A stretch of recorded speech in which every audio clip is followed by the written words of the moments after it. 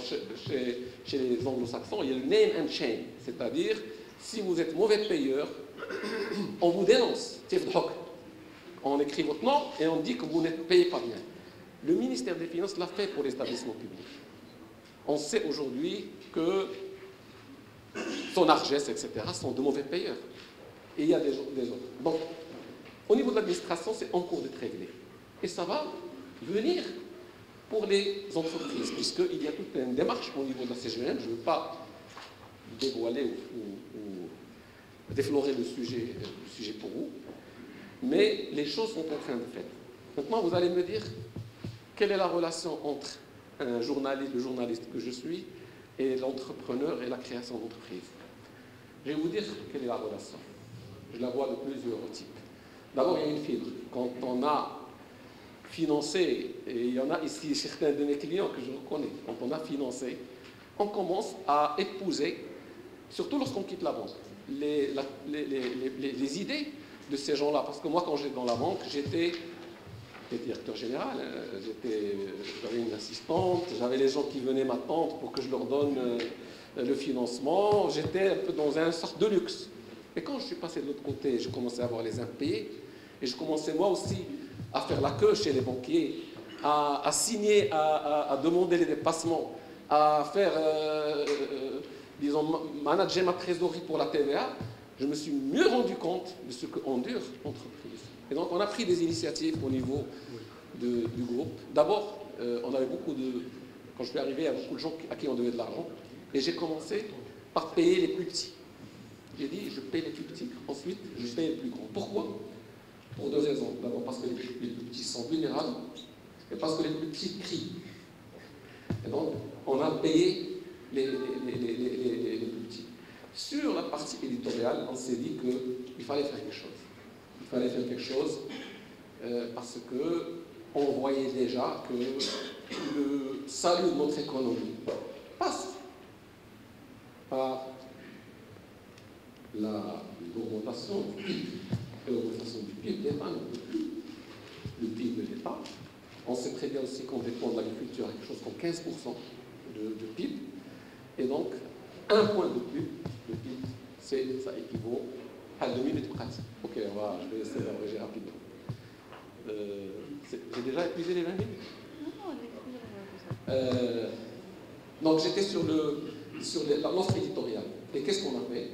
On a d'abord créé, si vous vous rappelez, le matin, on a créé 2 cahiers. Le matin général, le matin éco.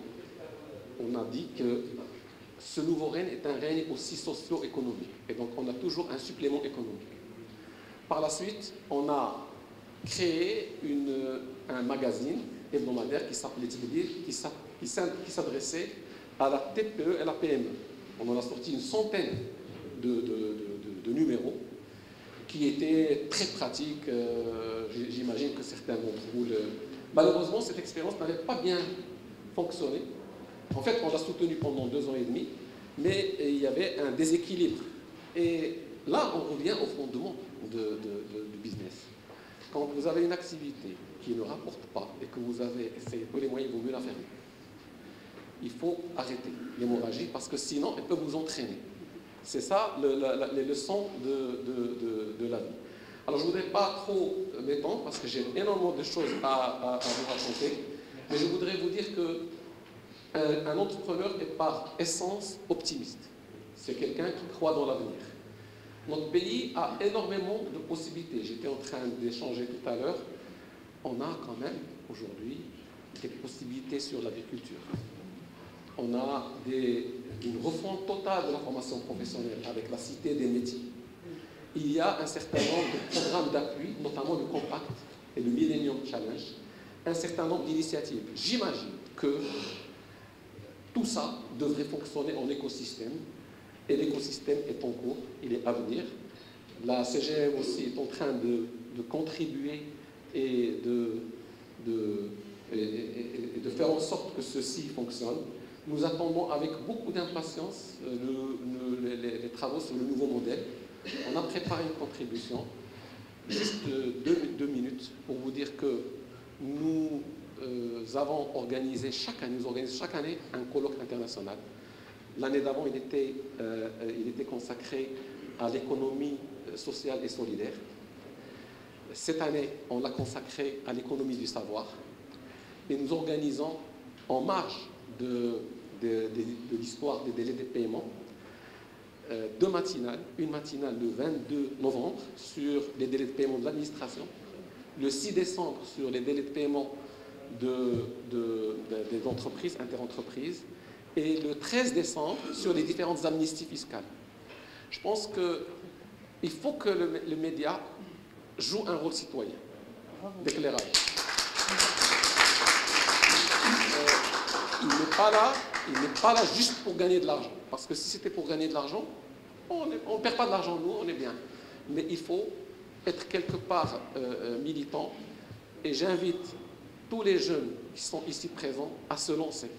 Ils trouveront toujours une oreille attentive, ils trouveront toujours dans le mouvement associatif des appuis, ils trouveront aussi dans les médias et pas chez nous seulement. Il y a des confrères qui ont des prix d'académie, il y a des confrères qui accueillent des stagiaires. C'est comme ça que nous ferons le Maroc de demain. Et merci. Merci beaucoup. C'est plus qu'une invite, c'est vraiment un engagement. Merci beaucoup. Votre présence ici est extrêmement importante pour nous parce qu'il y a cette relation intergénérationnelle. Vous voyez, il y a beaucoup de jeunes et donc les messages que vous passez sont importants. Je voudrais aussi, avant de passer la parole à mon ami Zakaria Fahim, dire qu'avec nous, il y a des associations qui vont construire tout un réseau. Nous avons donc Madame la Présidente de la FEM et Madame Abrani. Nous avons je dirais presque mon enfant, Aïssam.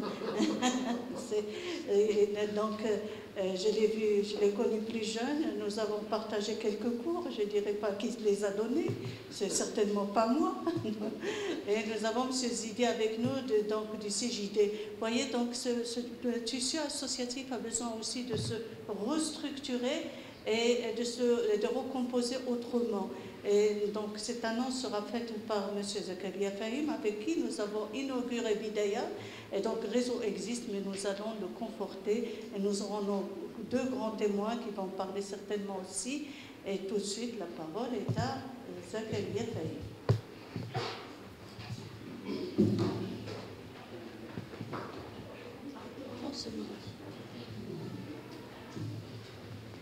Bonjour à toutes et tous. Donc, un réel plaisir d'être ici. Donc je remplace du PLV notre vice-président, donc Simon Chinoun, qui a eu un empêchement, qui a dû se rendre à Rabat. Et donc j'ai cette responsabilité, mais aussi ce plaisir de prendre la casquette plutôt d'ouverture en nom de la CGEM, pour dire combien nous sommes heureux de rappeler d'abord aussi, parce qu'on l'oublie très souvent, que nous sommes d'abord au niveau de la CGEM, le porte-voix aussi de la très petite entreprise. 80% de nos membres sont des PME. Je dis toujours que small is more than beautiful. La très petite entreprise est aujourd'hui le principal acteur aujourd'hui qui fait bouger l'économie du Maroc. Ça aussi, il faut, quand on est une TPE, quand on est un entrepreneur, il faut dire que c'est nous les locomotives. Et donc, dans notre mindset, c'est très important. Plus de 99% des entreprises aujourd'hui, personnes morales, font moins de 10 millions de dirhams de chiffre d'affaires. Donc nous sommes essentiellement des TPE, puisque là aussi, et c'est l'intérêt dans ces tribunes aujourd'hui, comme la journée nationale ou ces journées d'entrepreneuriat, de rappeler l'importance des coalitions. Aujourd'hui, on ne peut rien faire si on ne travaille pas ensemble, si on ne crée pas des synergies et si on ne donne pas aujourd'hui de la visibilité aujourd'hui aux entrepreneurs. Tout à l'heure en introduction, si vous avez parlé du partenariat avec le MODEM, nous sommes très heureux de dire qu'aujourd'hui, ensemble, avec le MODEM, avec d'autres organisations patronales, mais aussi avec des partenaires publics-privés, de travailler sur un projet qui est pour moi aujourd'hui très structurant, qui est le Small Business Act, puisque si on veut aujourd'hui accompagner ceux qui aujourd'hui considèrent que l'entrepreneuriat n'était pas encore pour eux, c'est-à-dire qu'ils ne pensaient même pas être entrepreneurs, c'est-à-dire dès l'éducation, dès l'école, et dès qu'on démarre dans l'entrepreneuriat, donner un cadre pour qu'effectivement vous puissiez être accompagné. Bon, je pense qu'il y a quelque chose aussi qui est très important que nous rappelons à la CGM, mais aussi dans d'autres cieux, notamment au CJD, c'est que quand vous êtes entrepreneur, vous avez toujours le droit de faire des erreurs, mais pas de faire des fautes. Et c'est pour ça que s'il y a une conviction aujourd'hui qui est très importante au niveau de la CGM, c'est que l'isolement tue l'entrepreneur. Donc il est très important de très rapidement de se mettre en réseau, de rejoindre une association, que ce soit ESPOD, que ce soit le CJD et la FEM. Dès qu'on se met en réseau, je prends un exemple tout à l'heure, donc j'étais dans un événement, et je rencontre un jeune qui me dit, bah voilà, je vous ai vu, on avait partagé ce que vous avez fait il y a 6-7 ans au niveau de Africa, et voilà, je voudrais voir comment vous pouvez m'accompagner. Il y avait une dame qui était à côté, je dis, mais vous faites quoi? Il me dit, voilà, je suis en train de faire du designer. Et la dame a dit, ben, je cherche un designer. Donc, moi, ce que j'ai invité aujourd'hui ici, c'est qu'avant de partir, peut-être, si on avait des échanges de cartes électroniques, c'est que vous connaissiez le maximum de gens autour de cette salle. Parce que vous n'êtes pas venu aujourd'hui juste nous écouter, vous êtes aussi venir élargir votre réseau, vous êtes venu aussi, c'est vrai, apprendre par le partage, mais aussi repartir, parce que dans le Small Business Act, un des éléments importants sur lesquels on travaille aujourd'hui, c'est l'accès au marché, qu'il soit public ou privé, parce que ça a été rappelé, c'est ce que veut aujourd'hui la TPE, mais nous considérons qu'il va falloir à côté un financement qui soit aujourd'hui adéquat. Et là aussi, il y a tout un ensemble de choses sur lesquelles nous sommes en train de travailler, notamment les financements alternatifs, mais en même temps de l'accompagnement. Et nous considérons, et là on est très content que le président de l'Ordre des experts comptables soit là, et le CJD, c'est vraiment de rappeler qu'il faut aujourd'hui avoir des approches systémiques si on veut réussir, qu'il faut arrêter de travailler en silo, qu'il faut effectivement travailler sur les 3 volets, même si effectivement, on l'a dit, les banquiers sont importants, mais quand on regarde aujourd'hui la perception ou la notation d'organes qui sont indépendants comme le Doing Business de la Banque mondiale, on est sur les 7 indicateurs, nous avons 5 indicateurs qui sont au-dessous de 50, puisque le Maroc veut passer au-dessous de 50 d'ici 2021, et on a 2 indicateurs qui sont au-dessus de 50, c'est le financement, bon, la perception ou pas perception, mais on est classé 119e, et c'est tout ce qui est conservation de la propriété, et on est classé à peu près 83. Donc il y a un vrai sujet sur le financement. Et dans le SBA, quelque chose qui est très important, c'est que nous sommes en train d'arrêter avec tous les acteurs publics-privés une définition de la PME. Et nous allons demander aujourd'hui à nos partenaires, banques ou pas banques, qu'est-ce que vous donnez aujourd'hui aux TPE de moins d'1 million? Qu'est-ce que vous donnez aux entreprises qui font un certain nombre de 3, 10? Parce qu'on se rend compte que les belles PME, souvent, sont mieux servies et que ceux qui en ont le plus besoin, on ne les a pas dans le radar. Donc là aussi, ça va nous permettre d'avoir des accompagnements plus granulés, mais aussi d'interpeller donc les partenaires. Voilà, donc je voulais juste dire qu'on est très heureux d'être là, et puis excellente journée. Alors je fais appel à notre professeur d'ordination Moudrelis, qui lui va modérer ce panel. Monsieur le Président, voici ce qui vous revient de droit. Merci. Bien, mesdames, mesdemoiselles, messieurs, donc on m'a attribué le redoutable privilège de modérer cette causerie qui sera animée par des personnalités qui font autorité chacun dans son domaine d'expertise. Nous allons essayer, peut-être, excusez ma franchise, mais nous allons essayer d'abord de sortir du langage plaintif, n'est-ce pas? Et également ne pas tomber dans le nombrilisme et l'autosatisfaction. Il faut être tout simplement réaliste, objectif, juste, n'est-ce pas? Ce qui ne réduit en rien le sentiment d'optimisme que l'on doit avoir. Et je suis heureux d'interpeller mes amis panélistes sur le thème que les organisateurs ont choisi, qui est celui des perspectives et éclairage sur le Small Business Act Project. Et sous cette étiquette, il est question, en tout cas, de débattre à la fois de la vision, n'est-ce pas, et des mécanismes de mise en œuvre. Et je vais donc me permettre d'interpeller mes amis ici présents, d'abord sur la vision, parce que le philosophe Sénèque disait « Il n'y a pas de chemin pour celui qui ne sait pas où aller ». Il faut avoir une vision, se projeter dans le futur pour, disons, avant d'entreprendre le premier pas. Et donc, à cet égard, je vais peut-être m'adresser en premier à Zakaria Fahim, juriste, économiste, financier, j'en passe, n'est-ce pas, et qui est en plus un ami cher pour qui j'ai beaucoup d'estime, et pour lui demander justement ça, de réagir par rapport à cette vision qui normalement existe à l'arrière-plan de ce Small Business Act. Donc, c'est bien. Merci, Siachani.